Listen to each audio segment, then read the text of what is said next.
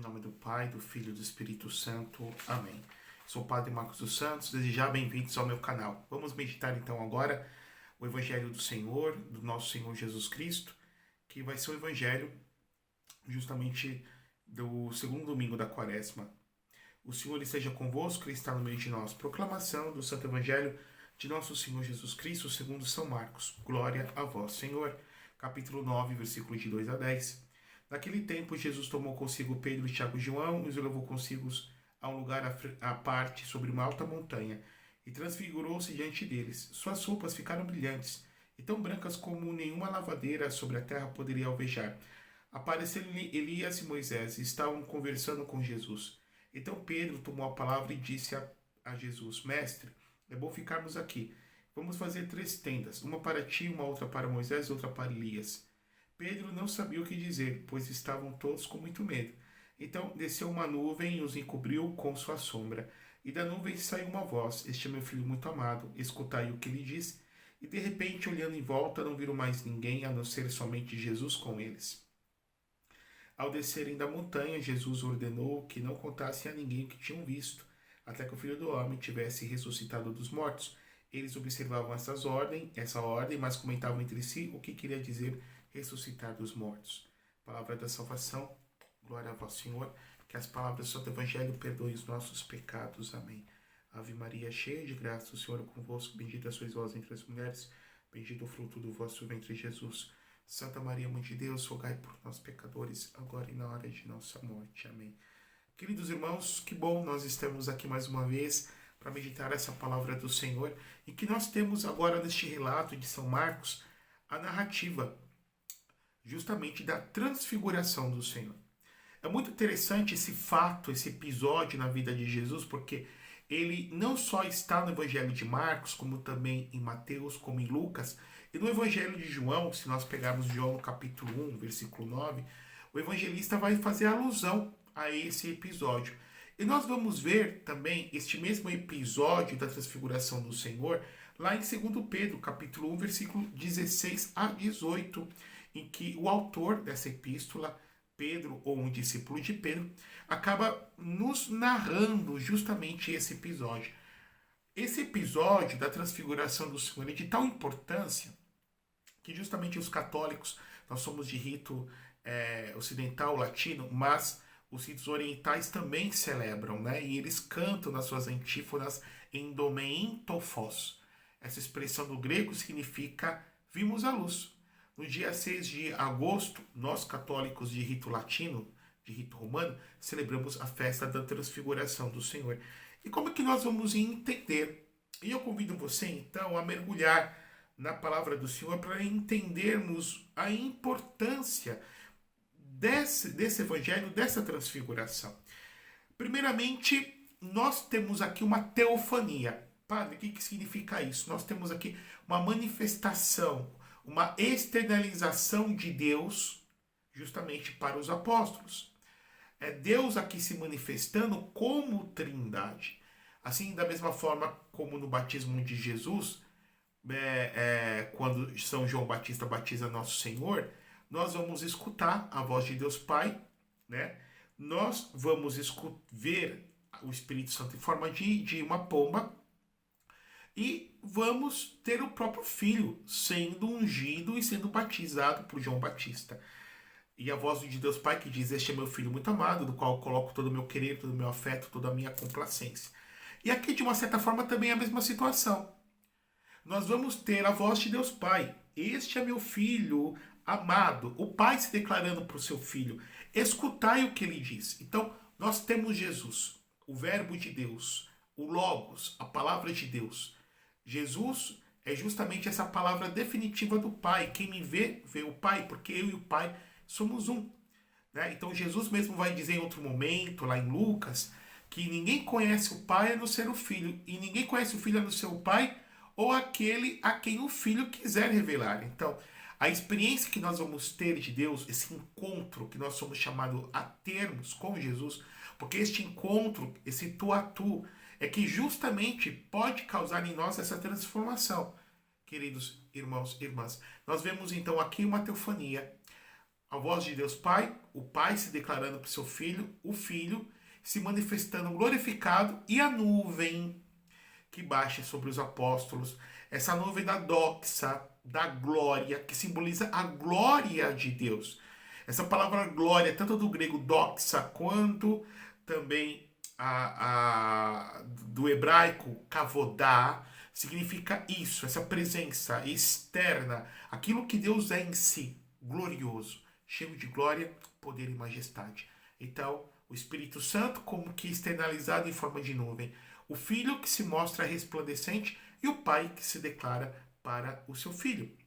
Mas a importância dessa transfiguração é porque ela é uma antecipação da Páscoa. Quando nós vamos pensar em quem é Jesus, para nós católicos, né? Ou não só para nós católicos, mas a revelação é que Jesus é, como diz o credo niceno-constantinopolitano, é Deus de Deus, luz que jorra da luz, Deus verdadeiro, de Deus verdadeiro, gerado, não criado, consubstancial ao Pai, que por ele tudo foi feito, e por nós homens e por nossa salvação, pela virtude do Espírito Santo, desceu no ventre de Maria sempre virgem, por obra, por virtude do Espírito. Então, esta transfiguração é a antecipação da sua ressurreição. Jesus vai aparecer assim ressuscitado, glorioso, com seu corpo, que recebeu no ventre de Maria Santíssima, de carne e osso, porém, com atributos, com adjetivos, com qualidades sobrenaturais, divinas. Um corpo que São Tomás de Aquino vai comentar que tem a claridade, que tem a agilidade, que tem a sutileza, que tem a impassibilidade, impassibilidade, ou seja, que não sofre, a agilidade que transporta-se de um canto para o outro, como que no estalar de dedos, como que no piscar de olhos. A agilidade, ou seja, desprovido, podemos assim dizer, das contingências do nosso corpo material biológico que vivemos, dessa dimensão de tempo e espaço, claros, ou seja, cheio de glória. Então, antecipação. Mas eu queria, parte a parte, como que meditar com você, passo a passo. Né? Porque, justamente, nós vamos entender esse contexto desse evangelho, e quando nós vamos ler, devemos ler antes e ler depois do relato. Antes, Jesus, ele veio anunciar a sua paixão. Então, nós vamos ter o relato da paixão de Jesus, lá no capítulo 8, versículo de 1 a 33, que ele vai dizer que o Filho do Homem vai sofrer, que o Filho do Homem vai ser entregue na mão dos sacerdotes, dos doutores da lei, do sinédrio, que vai sofrer a paixão, que vai morrer, mas também que finalmente vai ressuscitar. Depois nós vamos ter o convite, ou seja, do seguimento de Jesus. Jesus convidando as pessoas a o seguirem, a serem seus discípulos, serem aqueles que vão aprender com ele, que é o mestre. Né, a tê-lo como mestre, não só a crer numa doutrina, assimilar um conteúdo, mas aprender um estilo de vida, viver como ele viveu. Aqui que está a grande graça. Depois nós vamos ter o relato da transfiguração e, por fim, nós vamos ter de novo o segundo anúncio da paixão do Senhor. E aí, o verbo que é usado justamente quando fala da transfiguração é metamorfoté, ou seja, ele mudou a forma. Vejam bem, queridos irmãos, eu vou primeiro explicar a teologia para depois nós irmos para a nossa prática da nossa vida. É sempre bom nós termos primeiro bem claros os conceitos, os princípios, para depois nós justamente fazermos essa interpretação para a nossa vida, fazermos esta hermenêutica. É necessário termos bem claro como que o nexo causal, ou seja, aquilo que é a causa, para depois nós podermos introjetar como que os princípios, introjetar os efeitos do Evangelho na nossa vida. Então, vejam bem, o Evangelho vem dizer que Jesus tomou Pedro, Tiago e João. Primeiramente, Jesus tinha, como nós vamos pegar 1 Coríntios capítulo 15, uma gama de discípulos. Né? Então, alguns estudiosos dizem, a partir de Coríntios capítulo 15, primeira carta, que Jesus, numa rede maior, teria cerca de 500 pessoas, pelo menos, de seguidores. Depois nós podemos ir para um círculo menor, mais concêntrico, de uns 72 discípulos. E depois um círculo mais reduzido, de 12 apóstolos. Então, apóstolo, essa própria palavra do grego, apostolain, e depois apóstolo. Apóstolo significa aquele que é enviado, ou seja, aquele que ele enviou, aqueles que estavam com ele de uma forma muito mais cercana, muito mais próxima, e que irá estar com ele depois da última ceia, quando Jesus os institui, Jesus os ordena sacerdotes, e segundo a nossa tradição, os ordena sim bispos. Vejam bem, queridos irmãos, deste grupo de 12, Jesus tinha um grupo muito mais reduzido ainda, de 3, que eram, podemos dizer, entre muitas aspas, seus queridos Pedro, Tiago e João. Então, Tiago e João, que eram irmãos, que eram filhos de Zebedeu, né? Que eram chamados no primeiro momento de Boanerges, os filhos do trovão. São Tiago, o maior, que vai ser o que vai evangelizar aqui na Espanha, onde eu estou, e que vai ser o primeiro a ser vai ser decapitado dentre os apóstolos, a mando de Herodes Agripa, vai ser o primeiro a morrer por Jesus dentre os seus apóstolos. E depois nós vamos ter João. Então João vai ser o último que vai morrer. Então João ele vai morrer já mais ou menos na perseguição de Décio, e vai morrer de idoso, de velho, né? Já idoso. Ele que ficou em Jerusalém, depois foi para Éfeso, foi com Nossa Senhora, depois justamente lá ele teve o seu passamento, ele foi para Patmos, foi exilado em Patmos e teve as visões do Apocalipse. Então nós temos Tiago, o maior, temos João, o evangelista, e temos a figura de Simão, que Jesus vai mudar o nome. Nós vamos ver isso já em João capítulo 1, depois nós vamos ver isso em Mateus capítulo 16. Jesus toma o nome de Simão e o muda, como que ele dá, por meio dessa mudança, a sua missão para Kéfas, que depois vai ser traduzido para Pedro, Petros, que significa pedra. Ou seja, Pedro acabou se tornando, pela missão incumbida por Jesus, a pedra visível da sua igreja, porque Jesus é a pedra invisível. Jesus é o fundamento de toda a estrutura da igreja. Jesus toma esses três. Esses três vão sempre estar com Jesus. Vão estar com Jesus no Monte Tabor. Ou seja, esse fato da transfiguração se deu no Monte Tabor. Então Jesus subiu um monte. O monte é onde se encontra com Deus. Nós vamos ver esse fato de encontrar-se com Deus justamente quando se dá com Moisés, depois com Elias, ou seja, no pico mais alto, entre o céu e a terra, o homem se encontra com Deus. E levou Pedro, Tiago e João. Nós vamos ver também Pedro, Tiago e João quando Jesus ressuscita a filha de Jairo, que estava morta. Vamos ver Pedro, Tiago e João depois no Horto das Oliveiras, depois da última ceia, quando Jesus ele se desfigura. Então no Monte Tabor nós temos a sua transfiguração. No Monte Getsemane, no Horto das Oliveiras, temos a sua desfiguração. Naquele momento ele se torna o próprio pecado, como diz São Paulo, né?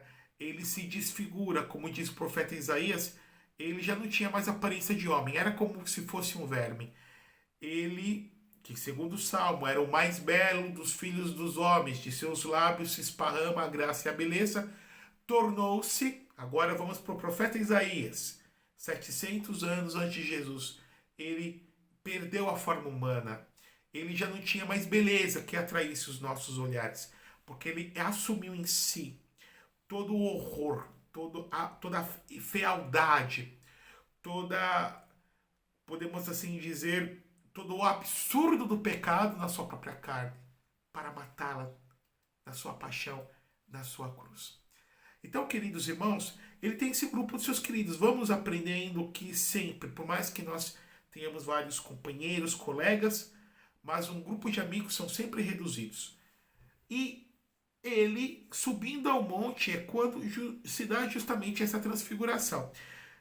Que coisa muito interessante, queridos irmãos, que aparece diante de Jesus, pelo menos Pedro vê, num piscar de olhos, Moisés e Elias. Então, Moisés, que viveu 1250 anos antes de Jesus, Moisés, que os judeus atribuíram, que escreveu os 5 primeiros livros da Bíblia, Moisés que libertou o povo de Israel do Egito.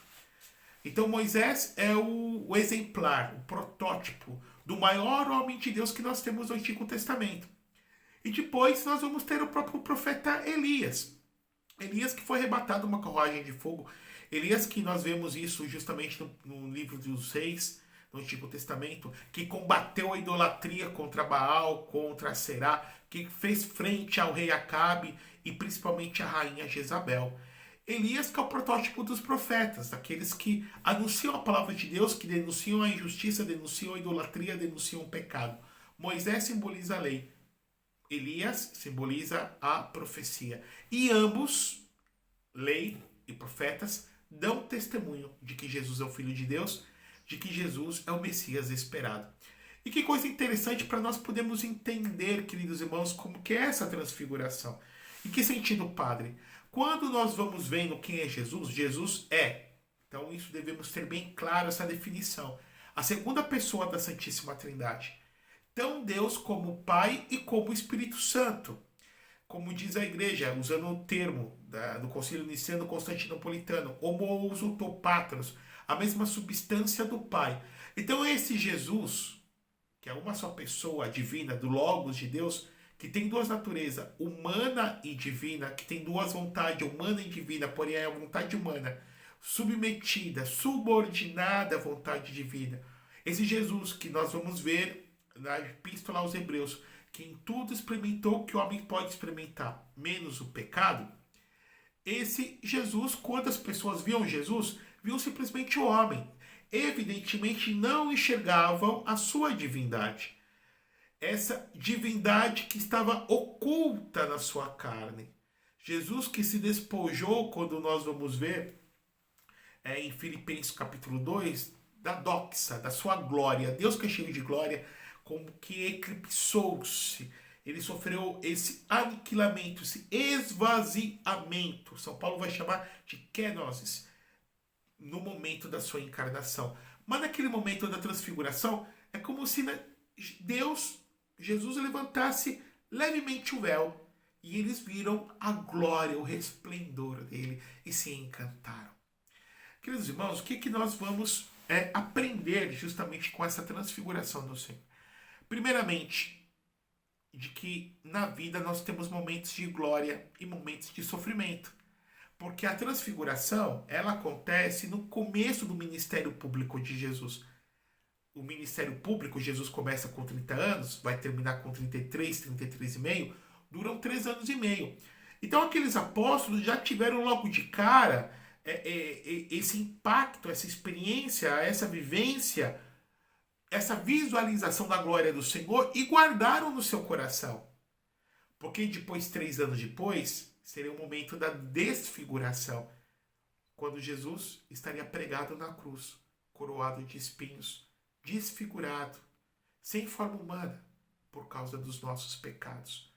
Então, a partir desse momento da glória, eles poderiam guardar no seu coração o momento, sustentar a partir do momento da glória, quando chegasse o momento da dor, pudesse se amparar na lembrança da glória do Senhor. E depois eles viriam ver o Senhor ressuscitado, novamente glorificado, mas que significando o quê? Que no momento da desfiguração, no momento do desalento, no momento do abandono, no momento da escuridão, no momento da dor, no momento que eu não vejo mais respostas para os meus sofrimentos, eu tenho que me amparar na lembrança de que Ele está comigo, queridos irmãos.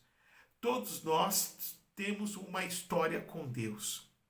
E no momento em que nós sofremos, em que nós estamos desamparados, nós devemos reaver, devemos resgatar, devemos trazer do fundo das nossas lembranças, do nosso coração, da nossa alma, trazer a memória, subir ao coração, trazer à luz da alma essa história com o Senhor. Ele está conosco, já atendeu às nossas orações.